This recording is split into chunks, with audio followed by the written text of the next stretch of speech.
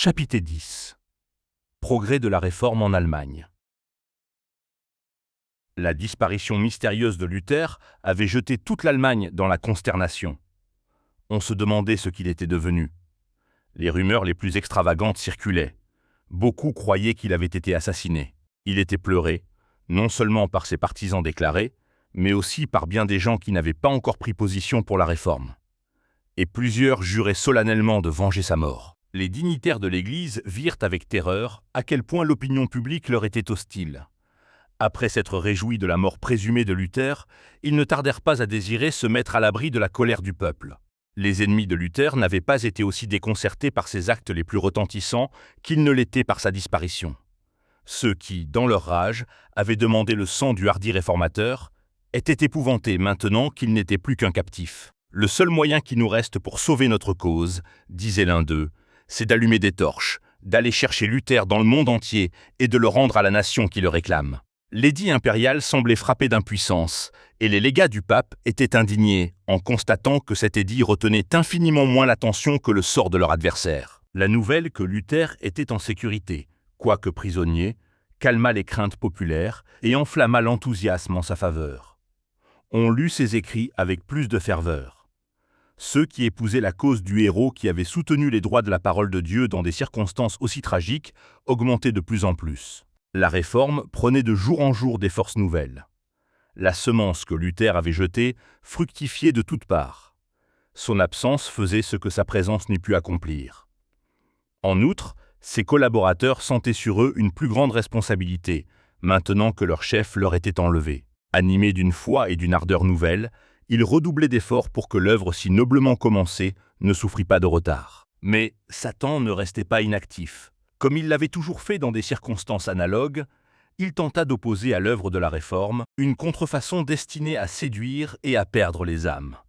De même qu'il y avait au 1er siècle de l'Église de faux Christ, il s'éleva au 16e siècle de faux prophètes. Quelques hommes, vivement impressionnés par l'effervescence qui régnait dans le monde religieux, et imaginant avoir reçu des révélations du ciel, se dirent spécialement élus de Dieu pour parachever l'œuvre de réforme ébauchée par Luther.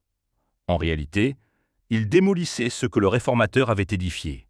Rejetant le grand principe qui était à la base de la réforme, la parole de Dieu prise comme unique règle de foi et de vie, ils substituaient à cette règle infaillible et immuable la norme variable et incertaine de leurs sentiments et de leurs impressions. Or, dès que l'on supprime la grande pierre de touche de la vérité et de l'erreur, rien n'empêche plus Satan de dominer à sa guise sur les esprits. L'un de ces prophètes prétendait recevoir ces instructions de l'ange Gabriel. Un étudiant qui se joignit à lui abandonna ses études en déclarant que Dieu lui-même l'avait investi de sa sagesse pour expliquer les Écritures. D'autres, enclins au fanatisme, s'associèrent à eux. Ces enthousiastes provoquèrent une vive sensation. La prédication de Luther avait fait éprouver partout le besoin d'une réforme, et maintenant, ces âmes réellement honnêtes étaient séduites par les prétentions des nouveaux prophètes. Les chefs du mouvement se rendirent à Wittenberg pour y présenter leur doctrine à Mélenchon et à ses collègues. « Nous sommes envoyés de Dieu pour enseigner le peuple, dirent-ils. Nous avons avec le Seigneur des conversations familières. Nous connaissons les choses à venir. En un mot, nous sommes apôtres et prophètes, et nous en appelons au docteur Luther. » Les réformateurs furent étonnés et perplexes. Il y avait là un élément qu'ils n'avaient jamais rencontré, et ils ne savaient quelle ligne de conduite adopter. « Il y a, disait Mélenchon, des esprits extraordinaires dans ces hommes. Mais quels esprits? D'un côté, prenons garde d'éteindre l'esprit de Dieu, et de l'autre, d'être séduits par l'esprit du diable. » Les fruits du nouvel enseignement devinrent bientôt manifestes. Les gens en étaient arrivés à négliger les Écritures, et même à les rejeter entièrement. La confusion envahit les écoles. Méprisant toute discipline, les étudiants abandonnaient leurs études et quittaient l'université. Des gens qui se croyaient appelés à ranimer et à diriger l'œuvre de la réforme ne réussissaient qu'à la conduire à 2 doigts de sa perte. Reprenant confiance, les romanistes s'écriaient avec joie. « Encore un dernier effort, et la cause sera gagnée. » Apprenant ce qui se passait, Luther, alarmé, écrivit de sa retraite de la Wartburg. « J'ai toujours pensé que Satan nous enverrait cette plaie. » Discernant la véritable nature de ces soi-disant prophètes, il vit le danger qui menaçait la cause de la vérité. L'opposition du pape et de l'empereur ne lui avait pas occasionné autant de soucis. Des rangs même de la Réforme sortaient ses pires ennemis. Des vérités qui avaient apporté la joie et la consolation suscitaient maintenant des disputes et jetaient le désordre dans l'Église. Dans son œuvre de réforme, Luther avait été poussé par l'Esprit de Dieu plus loin qu'il ne l'avait prévu. Il n'avait pas prémédité de prendre l'attitude à laquelle il était arrivé, ni d'introduire des réformes aussi radicales. Il n'avait été qu'un instrument dans la main du Tout-Puissant, et pourtant il avait souvent tremblé pour les résultats de son œuvre.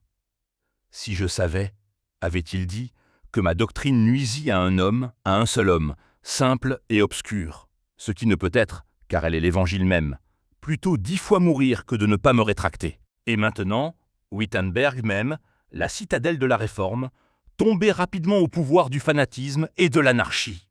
Cette triste situation n'était pas la conséquence des enseignements de Luther, mais ses ennemis, dans toute l'Allemagne, l'en rendaient responsable. Dans son amertume, il se demandait parfois « Est-ce donc là que devait aboutir cette grande œuvre de réforme ?»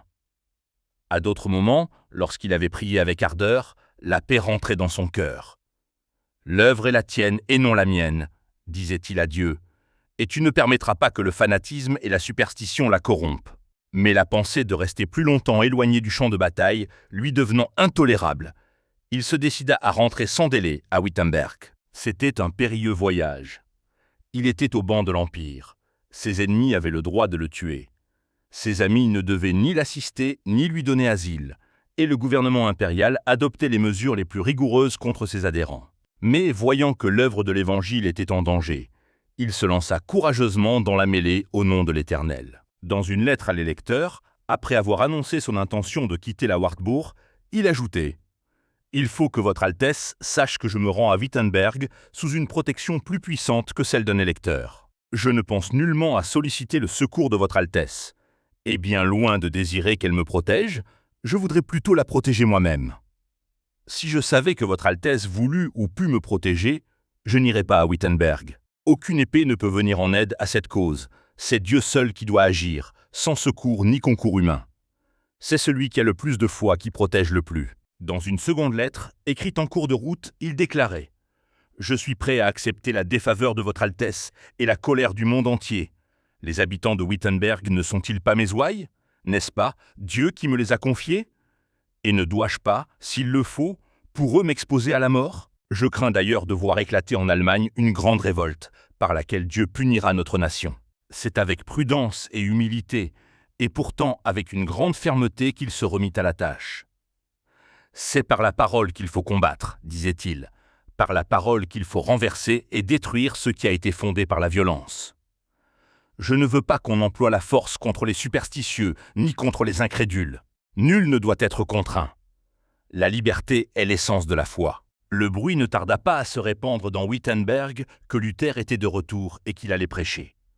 On accourut de toutes les directions et l'église fut bientôt pleine à déborder.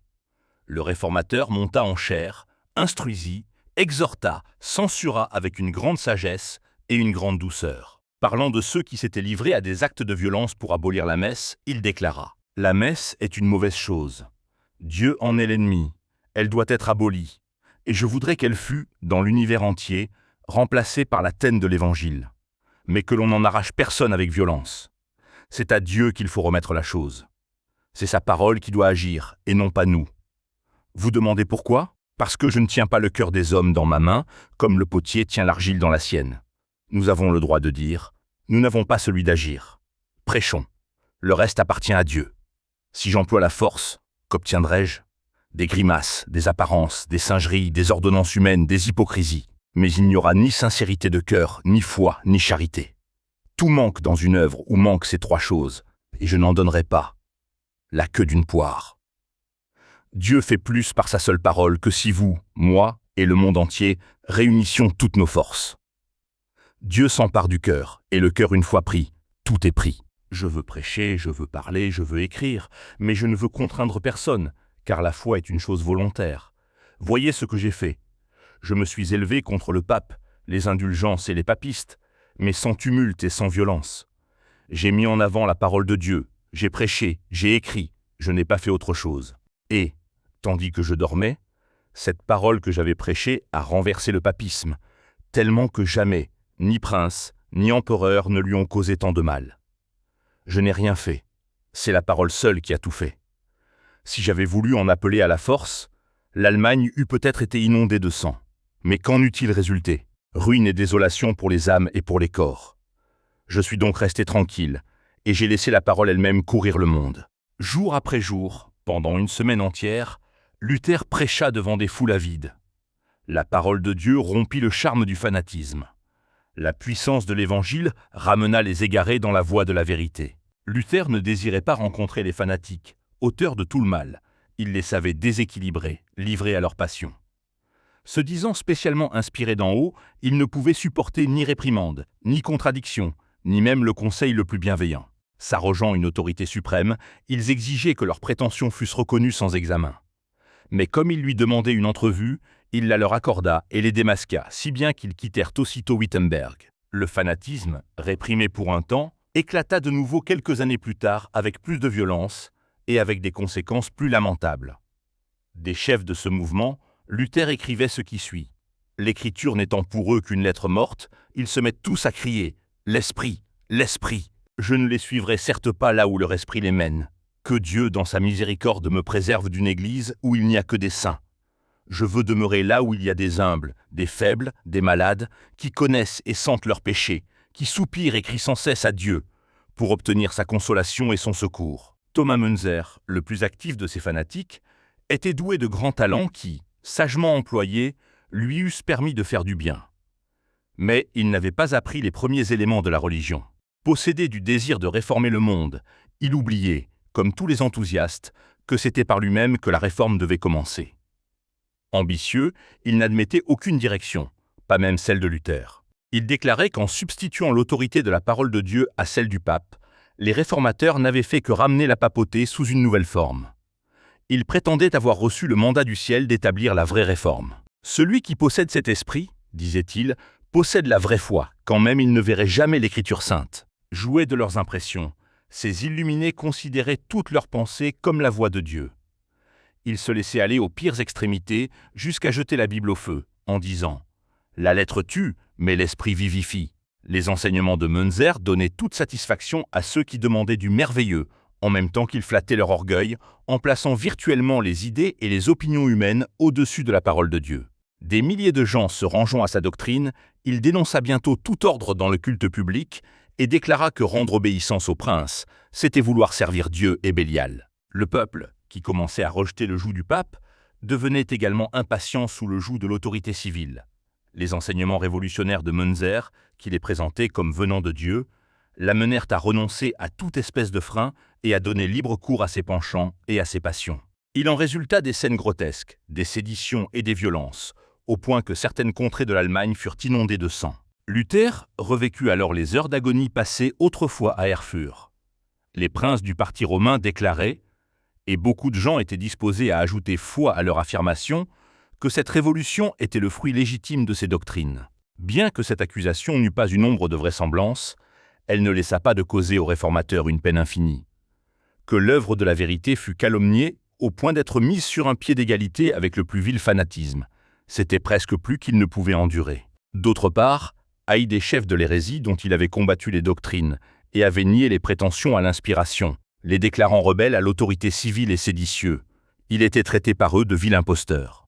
Le réformateur semblait s'être aliéné tant les princes que le peuple. Dans leur joie, les romanistes attendaient la chute prochaine de la réforme et accusaient Luther des erreurs mêmes qu'il avait combattues avec le plus d'énergie. De son côté, le parti des fanatiques, prétendant avoir été injustement traité, s'attirait les sympathies d'un grand nombre de gens et, comme c'est souvent le cas de ceux qui souffrent pour une mauvaise cause, il faisait figure de martyr. Cette œuvre de Satan était animée d'un esprit de révolte analogue à celui qui s'était manifesté dans le ciel à l'origine. Satan cherche constamment à inciter les hommes à appeler le mal bien et le bien mal, et cela lui réussit à merveille. Que de serviteurs de Dieu s'exposent au blâme et à l'opprobre pour avoir défendu courageusement la vérité. On voit des suppôts de Satan loués, flattés, considérés comme martyrs, tandis que des chrétiens respectables et fidèles sont laissés à l'écart sous le coup de la suspicion et de l'opprobre. La fausse sainteté, la sanctification apocryphe continuent cette œuvre de mystification. Sous différentes formes, elle manifeste aujourd'hui le même esprit qu'au jour de Luther. Elle détourne l'attention des saintes écritures et pousse à prendre pour règle la conscience, le sentiment et les impressions plutôt que la loi de Dieu. C'est un des moyens les plus subtils de Satan pour jeter l'opprobre sur la pureté et la vérité. Intrépide, Luther défendait l'Évangile contre toutes les attaques, quelle qu'en fût la provenance. Dans tous ces conflits, la parole de Dieu s'avérait une arme puissante. Avec elle, il combattait aussi bien les usurpations du pape que la philosophie scolastique. Et, grâce à elle encore, il s'opposait, ferme comme un rocher, au fanatisme qui tentait de se joindre à la réforme. Ces éléments adverses visaient, chacun à sa façon, à mettre de côté les saintes écritures au profit de la sagesse humaine exaltée comme la source de toute vérité religieuse et de toute connaissance. Le rationalisme idolâtre la raison est en fait le critère de la religion. Le romanisme réclame pour le souverain pontife une inspiration qui, dérivée d'une succession ininterrompue depuis les jours des apôtres, cache tous les genres d'extravagance et de falsification sous le manteau sacré du mandat apostolique. L'inspiration dont se réclamaient Münzer et ses collaborateurs procédait des divagations de leur imagination et ne reconnaissait aucune autorité soit divine, soit humaine. Le christianisme, au contraire, voit dans la parole de Dieu le grenier d'abondance de la vérité inspirée et la pierre de touche de toute inspiration. À son retour de la Wartburg, Luther acheva sa traduction du Nouveau Testament. Peu après, l'Évangile était donné au peuple allemand dans sa propre langue. Tous les amis de la vérité accueillirent cette traduction avec une grande joie, tandis qu'elle fut rejetée avec mépris par les partisans de la tradition et des commandements d'hommes. À la pensée que le peuple serait désormais en possession des oracles de Dieu, qu'il pourrait discuter avec eux sur la religion et dévoiler leur ignorance, les prêtres s'alarmèrent. Les armes de leur raisonnement charnel se trouvaient impuissantes contre l'épée de l'esprit. Aussi Rome fit-elle appel à toute son autorité pour empêcher la diffusion des saintes écritures. Mais les décrets, les anathèmes et les tortures furent inutiles. Plus se multipliaient les condamnations et les défenses, plus on se montrait désireux de connaître l'enseignement de la parole de Dieu. Tous ceux qui savaient lire voulaient en faire une étude personnelle. On la portait avec soi, on la lisait, on la relisait, et on ne se donnait aucun repos avant d'en avoir appris par cœur des portions considérables. En voyant la faveur avec laquelle le Nouveau Testament était accueilli, Luther se mit aussitôt en devoir de traduire aussi l'Ancien Testament, qu'il publia par fragments. Ses ouvrages recevaient un accueil empressé dans les villes et dans les villages. Ce que Luther et ses amis composaient, d'autres le répandaient. Des moines, convaincus de l'illégalité des liens monastiques, désireux de faire succéder une vie active à leur longue paresse, mais trop ignorants pour annoncer eux-mêmes la parole de Dieu, parcouraient les provinces, les hameaux, les chaumières, en vendant les livres de Luther et de ses amis. L'Allemagne fut bientôt couverte de ces hardis colporteurs. Ses écrits étaient étudiés avec avidité par riches et pauvres, savants et ignorants. Le soir, les instituteurs des écoles de village les lisaient à haute voix au groupe attentif qui se réunissait au coin du feu. Partout des âmes étaient gagnées à la vérité et s'empressaient de la communiquer à d'autres. Ainsi se justifiaient ces paroles inspirées. La révélation de tes paroles est claire, elle donne de l'intelligence aux simples. L'étude des Écritures transformait complètement les esprits et les cœurs. La domination du pape avait tenu le peuple sous le joug de fer de l'ignorance et de la dégradation, et l'avait asservi à l'observation superstitieuse d'un culte extérieur, où le cœur et l'intelligence n'avaient qu'une petite part. La prédication de Luther, en revanche, qui mettait en relief les vérités simples de la parole de Dieu, puis cette parole elle-même placée entre toutes les mains éveillait les facultés engourdies, purifiait et ennoblissait la nature spirituelle de l'homme et communiquait à l'intelligence une force et une vigueur nouvelles. On pouvait voir des personnes de tous rangs qui, les Écritures en main, défendaient les doctrines de la Réforme. Les papistes, qui avaient laissé aux prêtres et aux moines le monopole de l'étude de la Bible, invitaient maintenant ces derniers à réfuter les nouveaux enseignements. Mais, ignorant les saintes Écritures et la puissance de Dieu, le clergé et les religieux étaient réduits au silence par ceux qu'ils taxaient d'ignorance et d'hérésie. Malheureusement, disait un auteur catholique, Luther avait persuadé les siens qu'il ne fallait ajouter foi qu'aux oracles des livres saints. Des foules se réunissaient pour entendre la vérité présentée par des hommes du commun peuple, et même pour les entendre discuter avec des savants et d'éloquents théologiens. La honteuse ignorance de ces grands hommes était mise à nu par la réfutation de leurs arguments à l'aide de simples enseignements de la parole de Dieu.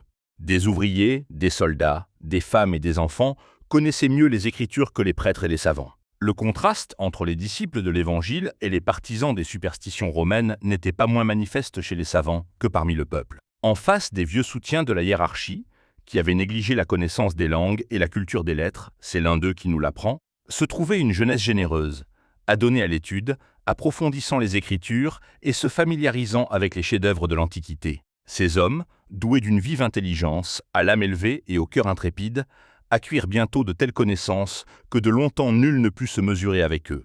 Aussi, quand ces jeunes défenseurs de la Réforme se rencontraient dans quelque assemblée avec les docteurs de Rome, ils les attaquaient avec une aisance et une assurance, telles que ces hommes ignorants hésitaient, se troublaient et tombaient aux yeux de tous dans un juste mépris. Voyant leurs auditoires diminuer, les prêtres firent appel aux magistrats et usèrent de tous les moyens à leur portée pour ramener leur ouaille.